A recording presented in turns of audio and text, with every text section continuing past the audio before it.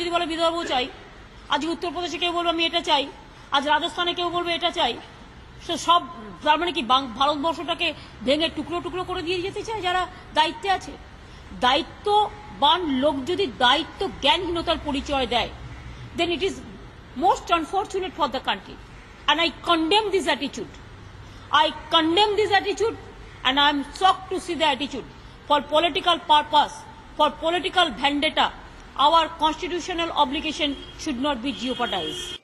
अब मुश्किल ये है कि तृणमूल और सीपीएम दोनों अलग गोरखालैंड बनाए जाने के खिलाफ है, लेकिन आंदोलनकारियों का रुख बता रहा है कि इस बार राज्य सरकार को कहीं ज्यादा तीखे आंदोलन और सवालों का सामना करना पड़ेगा। Team news nation. गोरखालैंड आंदोलन से जुड़े रोशन गिरी जी इस वक्त हमारे साथ मौजूद है। गिरी जी, बहुत छोटा सा जवाब हमें इस सवाल का दीजिए। छोटे राज्य बनाना अपने आप में बहुत ज्यादा आर्थिक तौर पर सही नहीं माने जाते और ये दिक्कतें लगातार देखी जा रही हैं। अगर सिर्फ एक छत्तीसगढ़ का हम एग्जाम्पल छोड़ दें तो बाकी जो 2 और छोटे राज्य बनाए गए वो आर्थिक तौर पर सक्सेसफुल नहीं रहे। गोरखालैंड को अगर आप बना भी लें तो आर्थिक तौर पर आप अपने आप को खड़ा नहीं कर पाएंगे। इस तरह की मांगे करने की जरूरत क्या है फिर? नहीं, गोरखालैंड एक वायबल स्टेट होगा क्योंकि टी, टूरिज्म और हाइड्रो इलेक्ट्रिसिटी ये हमारा वायबिलिटी है। दार्जिलिंग, तराई और डुअर्स मिला के ये एक टी प्रोड्यूसिंग स्टेट हो सकता है। वर्ल्ड का champions quality of tea, finest quality of tea. Roshan ji, ऐसी ही बातें उत्तराखंड के लिए भी कही गई थी। आज उत्तराखंड की स्थिति आप देख ही रहे हैं। वो कह गई थी, लेकिन हमारा वायबिलिटी है, वायबल स्टेट हो सकता है।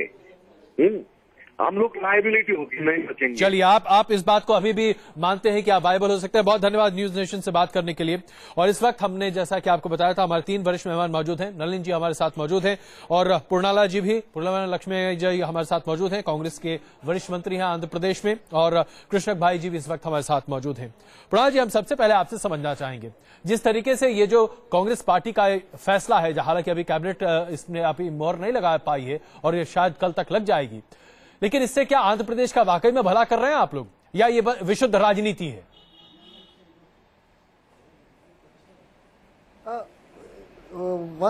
Here we must understand one thing. This demand for a separate state of Telangana started even before reorganization of the states. The first State Reorganization Commission has not agreed for this, not recommended for a merger of Telangana state. But in spite of it, it was merged. And the assurances and promises that were made at the time of merger, they were not kept up. That's why the movement was there all through for the over 60 years. And I don't think there is any other demand which is that long in this country. So I don't want to compare with anyone. But this is a specific case of the Nizam state getting into Indian Republic. पूर्णाला जी, माफ कीजिएगा, समय बहुत कम है इसलिए मैं आपको बीच में रोकूंगा लगातार, लेकिन मैं आपसे बस ये समझना चाहता हूं, जरा ये बताइए कि 11 जिलों का ये राज्य अपने आप में आर्थिक तौर पर क्या खड़ा कर पाएगा? क्या आपके पास इतनी संपत्ति होगी कि आप लोगों तक वो सब कुछ कर सके? क्या ये कांग्रेस सरकार की विफलता नहीं है कि आप चीजों को सही नहीं कर पाए, एडमिनिस्ट्रेशन को सही नहीं कर पाए, इसलिए लोग आज आपसे विमुख हैं? नहीं, ऐसा नहीं. Today Andhra Pradesh is better placed. The per capita revenue of the state or the per capita of the budget of the state is one of the highest in the country. So where is the question of not being viable for 11 districts? Even much smaller states are there, and Punjab and Haryana, and we are an agrarian and bulk drugs, IT and industrial forefront.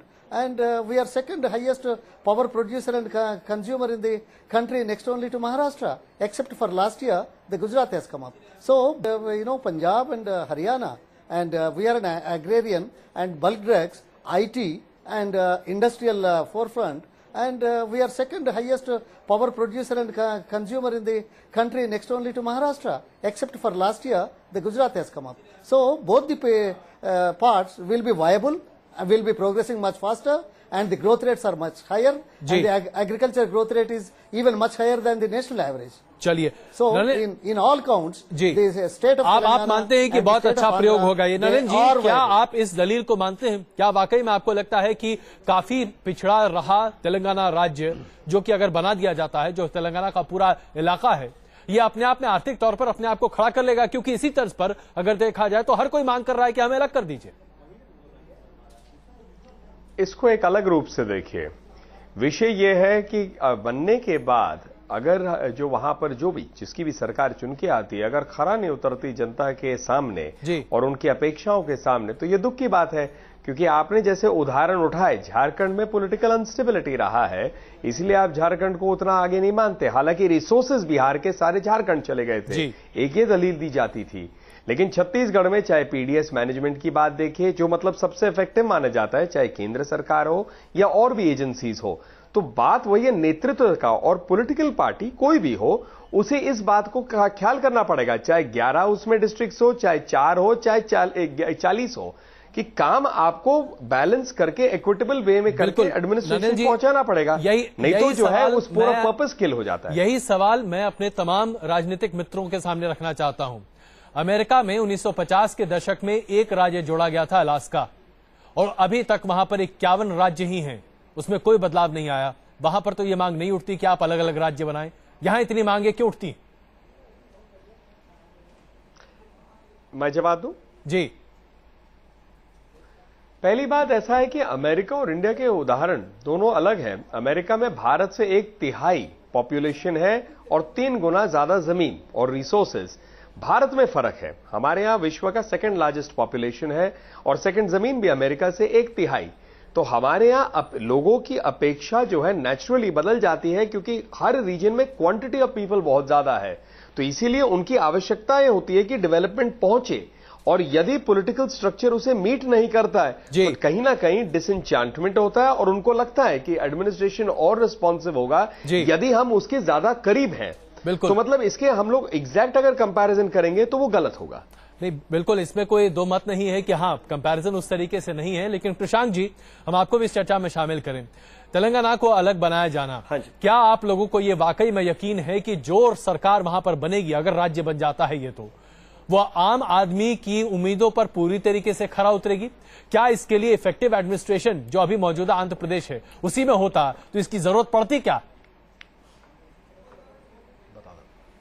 नहीं, बिल्कुल नहीं। अगर हम हमारे राज्य के मंत्री अभी पोन्नाला लक्ष्मण जी ने जिस तरह से कहा, मैं उनको याद दिलाना चाहता हूं कि हाँ, स्टेट्स रीऑर्गेनाइजेशन कमीशन से पहले ही ये तेलंगाना का अंश था। पर हमें याद रखना चाहिए कि जिस तरह तब के फिर पंडित नेहरू जी ने जिस तरह से तब जेंटलमैन्स अग्रीमेंट हुआ और आंध्र जो चेन्नई से एक प्रांत था जो चेन्नई से दूर होकर, और यहाँ पे जो हैदराबाद स्टेट था तभी एक प्रोविंस था, जिस तरह से ये दोनों मिलके एक राष्ट्र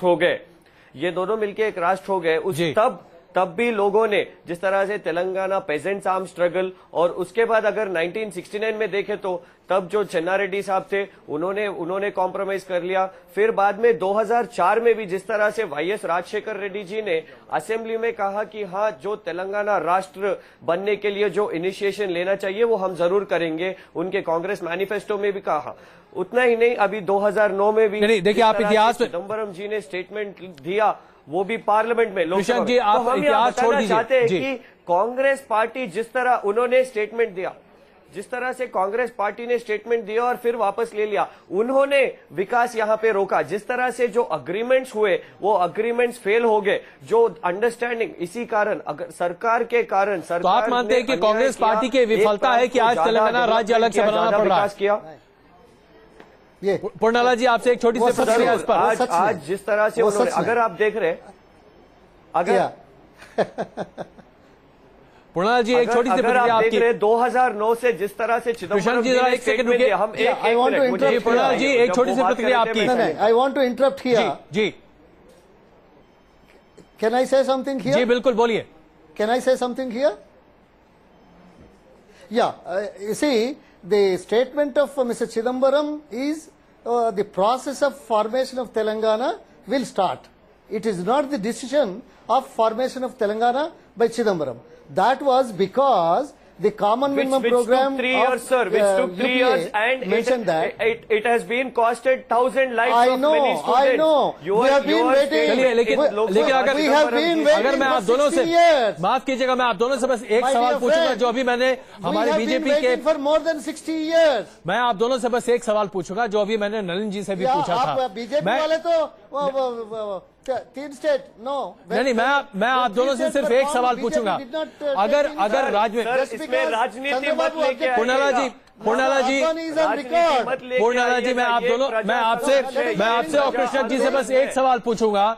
ये बताइए कि अगर राज्य में एक अच्छी सरकार होती तो क्या एक छोटे अलग राज्य की मांग वाकई में जरूरत पड़ती इसकी? ईमानदारी से जवाब दीजिएगा पूर्णाला जी। You are asking me that question? Yes, sir. I am asking you that question. Okay. The assurances, yes, the assurances, the promises, and the political and social angle which were mentioned as part of the merger were not honored. That is the reason why the agitation again took place, and it has been for more than 60 years altogether. But in 1956, all the assurances, Sir, all the promises made. पूर्णाला जी माफ कीजिएगा, आप लोग सब पूर्णाला जी यही दिक्कत होती है। आज की बात करें, हम इतिहास छोड़ दीजिए, हम आज हाँ नलिन जी मैं बस 1 मिनट में आ रहा हूं आपके पास। एक छोटा सा जवाब दीजिए please Purnala ji, please just answer this question. If there was an effective administration in Andhra Pradesh, would it not have served the purpose of effective administration and not a separate state altogether? It's not the administration. Whatever promises we made, if they were kept, I don't think the agitation would have taken place. चलिए नलिन जी। The demand was there. मैं बस अजय जी इसका जवाब देके मुझे उठना पड़ेगा जी, लेकिन मैं एक ये कहना चाहता हूं कि 9 साल लग गए हैं कांग्रेस को एक निर्णय लेने में जिसमें बहुत कुछ हो गया वहां जी, और कई बार ऐसे संकेत लगे कि निर्णय होने वाला है। खुद स्वयं उस टाइम गृह मंत्री चिदम्बरम जी ने ऐसा संकेत किया था। तो मतलब मुझे लगता है अगर इतिहास में जाना है तो पिछले 9 साल के इतिहास की 45 के इतिहास पे लंबी चर्चा कर सकते हैं, कोई दिक्कत नहीं है। मात्र बात यह है कि हर रूप से कांग्रेस विफल होने के बाद उनको निर्णय लेना पड़ गया और कोई रहा नहीं। लेकिन यदि इसको एक अच्छे ढंग से करते तो शायद अच्छा रहता।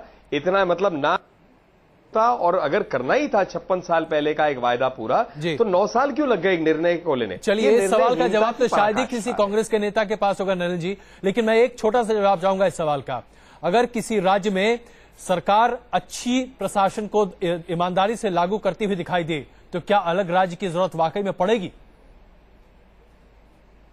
मैं इसका दूसरा रूप कहूंगा, यदि हर भारतीय को खुशी होगी, हर भारतीय को खुशी होगी उसकी एडमिनिस्ट्रेशन में और उसका विश्वास, तो कोई बड़ा हो या छोटा हो, लेकिन यदि हिंसा होगी, यदि अगर दिक्कतें आएंगी तो कहीं ना कहीं देश में दिक्कतें बढ़ती हैं। चलिए आप सबों का बहुत बहुत धन्यवाद इस चर्चा में शामिल होने के लिए। इसमें कोई दो राय नहीं है कि इस मुद्दे पर हर दो पहलू हैं और दोनों पहलू बड़े ही सशक्त हैं। छोटे राज्य की वकालत करने वाले तमाम लोग इस बारे में लगातार बातें आगे रखते रहे, दलील आगे रखते रहे, और इसमें भी कोई दो राय नहीं है कि अगर राज्य में प्रशासन अच्छा हो तो शायद अलग राज्य की मांग की जरूरत पड़े ही ना। लेकिन आइए चलते चलते, इससे पहले कि हम कुछ देर के लिए रुकें, आपको दिखा देते हैं वो ट्वीट जो शोभा डे ने लिखा है। उन्होंने कहा है कि महाराष्ट्र और मुंबई, आखिरकार मुंबई की हमेशा एक अलग पहचान रही है, इस मामले में असीम संभावनाएं हैं। यानी कि उन्होंने एक नया विवाद खड़ा करने की कोशिश की है कि अब मुंबई को भी महाराष्ट्र से अलग कर दीजिए। अब अगर मुंबई को भी आप महाराष्ट्र से अलग कर दीजिए तो महाराष्ट्र में बचेगा क्या? इस बात पर लेकर शिवसेना और एमएनएस तो पूरा एक नया चैप्टर ही लिख सकते हैं। वापस आते हैं तुरंत और उसके बाद बात करेंगे एक अलग मुद्दे की।